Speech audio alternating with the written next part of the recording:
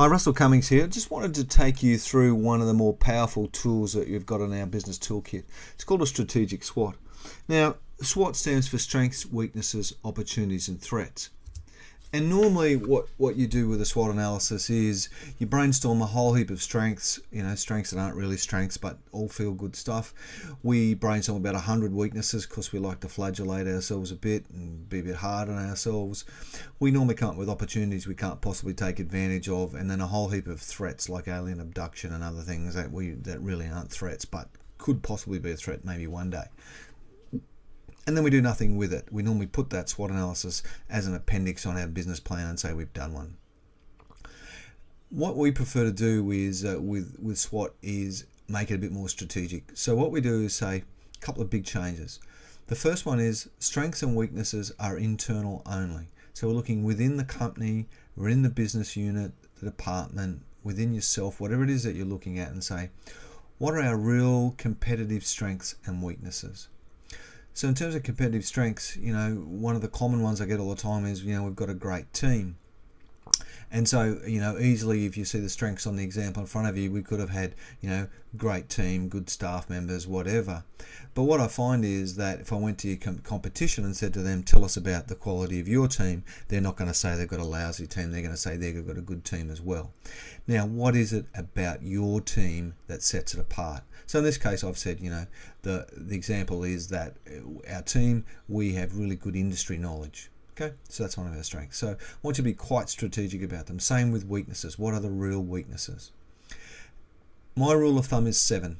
Okay, any more than 7 strengths or weaknesses, and same with opportunities and threats, but any more than 7 and you're probably being a little bit easy or a bit too hard on yourself. Okay, so be really, really hard and objective and say, is that really a strength of ours? Is it a real strength or just a nice to know thing? Okay, so that's the first change. Strengths and weakness internal. Now, opportunities and threats are external, and they're not the actual opportunity or the threat. They are the external factors that are acting upon our business that could give rise to an opportunity or a threat. So things like mobile internet, social media, various dietary trends, whole heap of things, the latest fads, all that sort of stuff. So the examples here I'll put down, mobile internet, wellness trends, the Asia Free Trade Agreements, low Australian dollars could give rise to opportunities for us. And some of the threats could also give rise to opportunities. So I'm not really concerned which box they go in as long as they get down. So think about what are the external factors acting on you. So don't write the opportunity down here. The opportunity is not to investigate exports into China.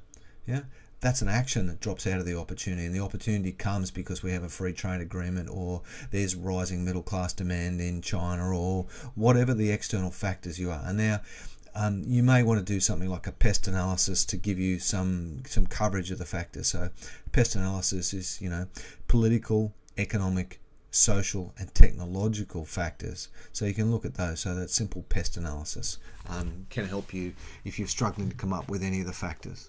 Once we've got the strengths, weaknesses, opportunities and threats, then quite simply we just sit down and say, okay, how do we leverage our strengths? Yeah, I'll take you through this in a bit more detail in just a second. So how do we maximize our strengths? How do we minimize our weaknesses? How do we take advantage of our opportunities?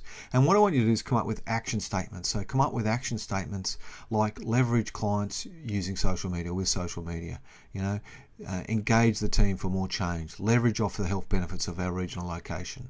So make them action statements. So they start with a doing word, okay? So make sure they start with a doing word or verb that gives you some sort of action. Okay, so we're going to come up with a series of actions.